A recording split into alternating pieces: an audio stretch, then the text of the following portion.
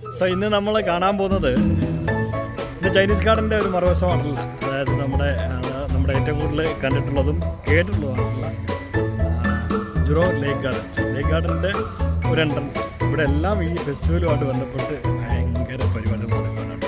അപ്പോൾ നമുക്ക് ആ കാഴ്ചകളിലേക്കൊക്കെ ഒന്ന് പോകാം അല്ലേ.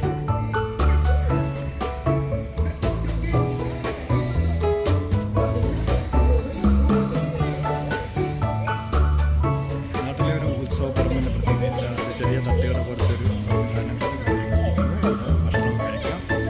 അതുപോലെ തന്നെ കഴിഞ്ഞ ദിവസത്തെ കാണിച്ചിട്ടുണ്ട് പേരാണ്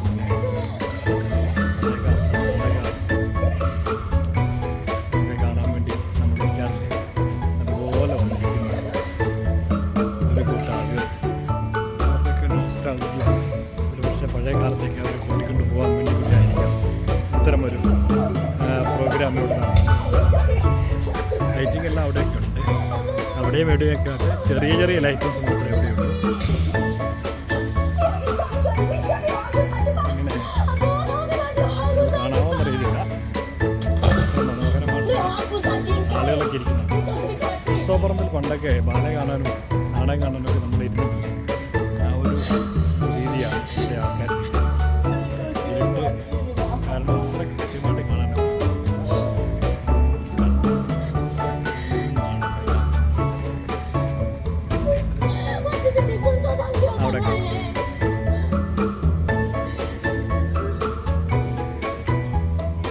ചെടികൾക്കുള്ളിലുള്ള മിന്നി തിളങ്ങുന്ന ചെറിയ ചെറിയ ലൈറ്റുകൾ മനോഹരമാണ് ഈ കാഴ്ച. ഒരു പക്ഷേ വീഡിയോയിൽ കിട്ടുന്നത് ഇത്ര ഭംഗിയായിട്ട് അത്രയും ഒപ്പിയെടുക്കാൻ സാധിക്കുന്നില്ല. ഇതൊരു മനോഹരമായിട്ടുള്ളൊരു കാഴ്ചയാണ് നേരിട്ട് വന്ന് കാണുന്നത്. എന്തായാലും ഇന്നുകൊണ്ട്, അതായത് സെപ്റ്റംബർ 22-ാം തീയതി ഇന്നിവിടെ ഈ ഒരു ലൈറ്റ് ഷോ പൂർണ്ണമാവുകയാണ്. എല്ലായിടത്തും പോയിട്ട് എല്ലാം ഒന്നും ഷൂട്ട് ചെയ്യണമെന്ന് ആഗ്രഹമുണ്ട്. പറ്റുമെന്ന് അറിയില്ല. പറ്റുന്ന രീതിയിൽ എല്ലാം ഒന്ന് ഇങ്ങനെ ക്യാമറയിൽ ഒപ്പിയെടുക്കാൻ ശ്രമം നടത്തുകയാണ്.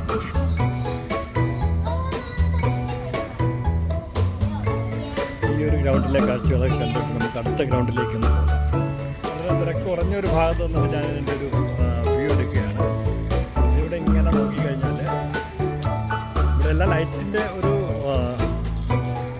ഭംഗി കാണാമെന്നുണ്ടെങ്കിൽ തന്നെ പൂർണ്ണമായിട്ടും ലൈറ്റ് ഷോയുടെയൊക്കെ ആ ഒരു പ്രതീതി വരണമെങ്കിൽ നമുക്ക് മുന്നോട്ട് കുറച്ചുകൂടെ പോകേണ്ടതുണ്ട്. നമുക്ക് അങ്ങോട്ടേക്ക് തന്നെ പോകാം. കോട്ടയം തിരുനക്കര ക്ഷേത്രത്തിലെ ഉത്സവം പ്രമാണിച്ച് അവിടെ തിരുനക്കര മൈതാനിയിൽ ഇതുപോലെ തന്നെ പ്രദർശനികളുണ്ടാകുമായിരുന്നു.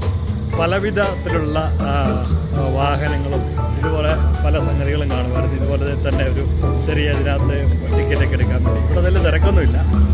അപ്പം അങ്ങനെയുള്ള ഒരു ഉത്സവപ്പറമ്പിൽ പോയ അവസ്ഥയാണ്. നമ്മളിങ്ങനെ ഓരോന്നോരോന്ന് അത് കാണാം. നോക്കിക്കഴിഞ്ഞാൽ നോക്കിക്കോളൂ, അങ്ങ് അകലെ എല്ലാം ഇങ്ങനെ ആളുകളുടെ ഒരു കുറവുണ്ട് കേട്ടോ ഇവിടെ. ഇതാണെങ്കിൽ ഈ ഒരു മെഷീൻ ഇത് ഓടിക്കാൻ വേണ്ടി ആരുമില്ല, ആൾക്കാരും തന്നെ ഇല്ല. ഓടാൻ തുടങ്ങി കേട്ടോ, സോറി, ഞാൻ വിചാരിച്ച ആരുമില്ല. ഓടിക്കൊണ്ടിരിക്കുന്നു. കുട്ടികളെ കയറ്റിയിട്ട് ആളുകളൊക്കെ താഴെ നിന്നിട്ടുണ്ട്. ഇതിങ്ങനെ റൗണ്ട് ചെയ്ത് കറങ്ങിക്കൊണ്ടിരിക്കുന്നു. ഇപ്പോഴത്തെ ആധുനിക സമൂഹത്തിൽ ഇതൊന്നും ഒരു വലിയ സംഗതിയൊന്നുമല്ല. അപ്പോൾ ഇതടുത്ത ഊഞ്ഞാലുകളിങ്ങനെ നിരനിരയായിട്ട് കിടക്കുകയാണ്. നമുക്ക് ഇതിൻ്റെയൊക്കെ ആട്ടം ഒന്ന് കാണാം അല്ലേ. പുറകിലൊന്ന് കറങ്ങിക്കൊണ്ടിരിക്കുന്നു. ഫ്രണ്ടിലുള്ളത് ഇത് uncle Ringo the space ship. ഇപ്പോൾ സ്പേസ് ഷിപ്പ് ഇപ്പോൾ പുറപ്പെടാൻ പോവുകയാണ്. നമുക്ക് നോക്കി നിൽക്കാതെ ഇവിടെ ഇപ്പോൾ ആരംഭിക്കാൻ പോകുന്ന വാഹനങ്ങളൊക്കെ ഓടാൻ പോകുന്നു. റെഡിയായിരിക്കുകയാണ്. നോക്കാം. ഇതെല്ലാം താൽക്കാലിക നിർമ്മാണമാണ് കേട്ടോ. ഈ ഒരു ദിവസമല്ല, ഈ ഒരു 2 ആഴ്ചയായിട്ട് ഇവിടെ നടന്നുകൊണ്ടിരിക്കുന്നത്. ഇന്നിവിടെ പൂർണ്ണമാവുകയാണ്. നമുക്ക് നോക്കാം. ഇതാ ആരംഭിക്കുന്നു, യാത്ര ആരംഭിക്കുകയാണ്. കുറേയധികം ചെറിയ കാറുകൾ ഇങ്ങനെ നിരനിരയായിട്ട് നിൽക്കുന്നു. അവരെല്ലാം റെഡിയായിരിക്കുകയാണ്. യാത്രയ്ക്ക് പുറപ്പെടുന്നു. നോക്കാം നമുക്ക് എങ്ങനെയാണ്. യെസ്, തുടങ്ങി. എല്ലാം കൂടെ ഒരുമിച്ച് ഇങ്ങനെ കറങ്ങി അടിച്ച് വരുന്ന കാണാൻ വേണ്ടി ഒരു നല്ല ഭംഗിയില്ലേ. എല്ലാം കുട്ടികൾ ഇടിക്കുന്നു. അത് ഇടിച്ചു കഴിഞ്ഞാൽ അത് ഒന്നും സംഭവിക്കത്തില്ല കേട്ടോ. ഇങ്ങനെ അങ്ങോട്ടും ഇങ്ങോട്ടും പോകുന്ന വഴിക്ക് അങ്ങോട്ടൊക്കെ കൂട്ടിയിടിക്കുന്നുണ്ട്. നല്ല ഒരു ത്രില്ലിംഗ് ആണ് കുട്ടികൾക്കും. കുട്ടികൾ മാത്രമല്ല, കുട്ടികളോടൊപ്പം തന്നെ അത് ആസ്വദിച്ചുകൊണ്ട് അവരുടെ മാതാപിതാക്കളും മറ്റേ അപ്പൂപ്പന്മാരും ഒക്കെ ഇരിപ്പുണ്ട്. എനിക്ക് തോന്നുന്നത് ഇതൊരു നല്ല ഒരു ഭംഗിയുള്ളൊരു സംഭവമാണ്.